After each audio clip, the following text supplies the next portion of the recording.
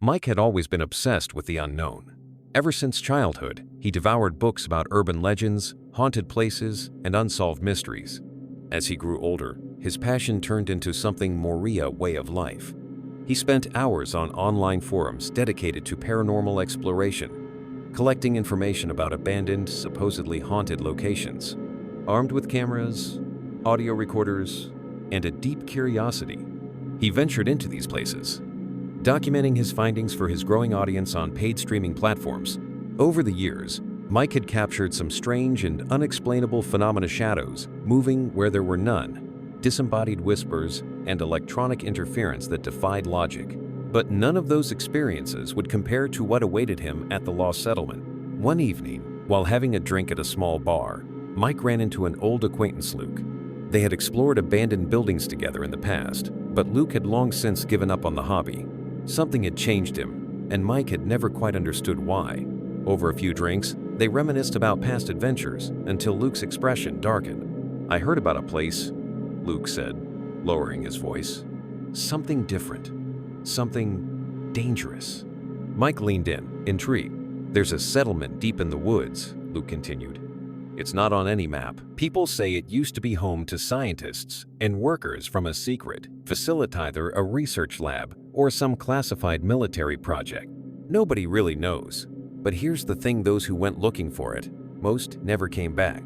Mike's heart pounded with excitement. This was exactly the kind of story he lived for. "Do you know how to get there?" he asked.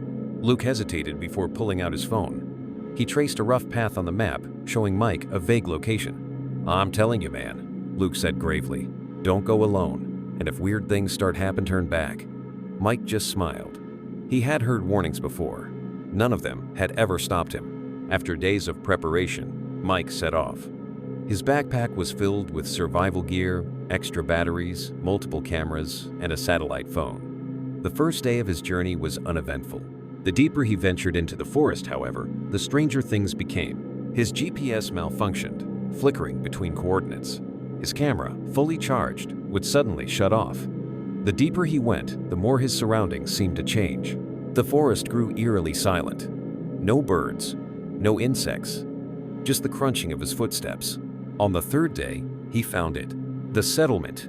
It was exactly as Luke had described: empty houses, some intact, others reduced to ruins. The air was thick with a suffocating stillness, as if time had frozen. As Mike recorded everything, an uneasy feeling settled over him. He felt watched. Every so often, his cameras would glitch, the screen distorting with static. Shadows moved at the edges of his vision, but when he turned, nothing. Then, at the far end of the settlement, he found it.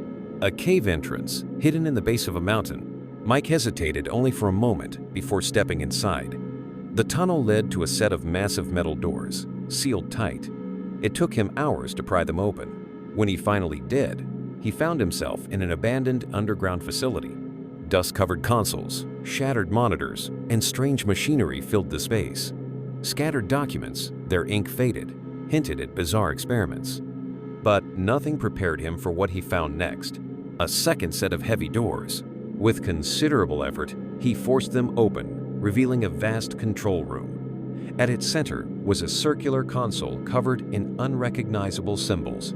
Drawn by a force he couldn't explain, Mike placed his hand on it. The moment his palm made contact, a blinding flash engulfed him. A deafening, otherworldly sound filled the air, a noise unlike anything from this world. For a moment, he felt as though he was being unraveled, his entire being, dissected at a molecular level. Light pierced through him, exposing every fiber of his existence.